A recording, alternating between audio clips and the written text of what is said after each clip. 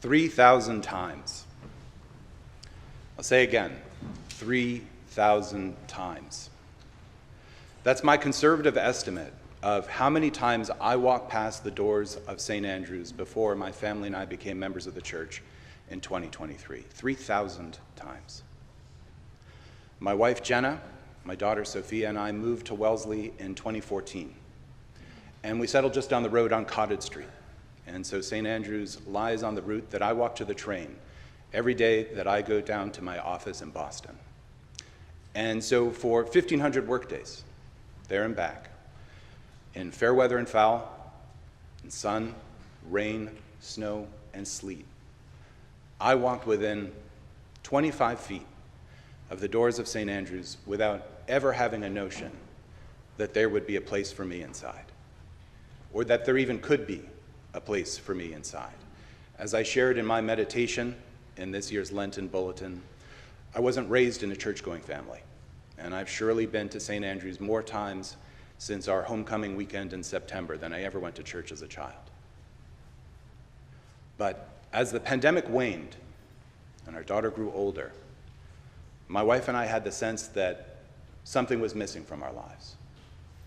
And so we resolved to come to St. Andrew's every week for worship on Sundays. And I didn't know what to expect. Unlike my wife, I had never been part of a community like this before.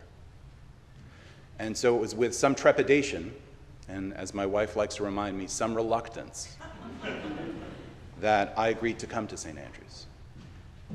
But when I finally walked through those doors, instead of just walking past them, at St. Andrew's, I found love and wisdom and hope and fellowship. We didn't come to St. Andrew's in crisis, but crises followed. And St. Andrew's gave me peace and strength and comfort.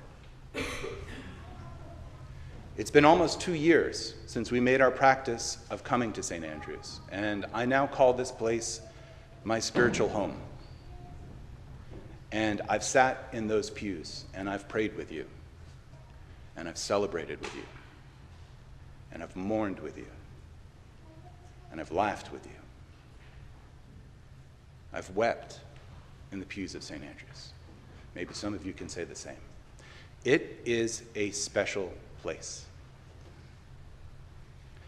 And of course, sometimes I wonder what my life and my family's lives would be like if we had made our practice of coming to St. Andrew's after I'd walked past just 100 times, or 500 times, or 1,000 times, rather than 3,000. But in those moments, my mind goes back to a saying amongst gardeners and arborists that the best time to plant a tree is 15 years ago, and the second best time is today. And it makes me realize that every one of us, whether you're a newcomer like me, or you can count your attendance at St. Andrew's in the decades, every one of us can plant a seed today to help secure the future of this special place.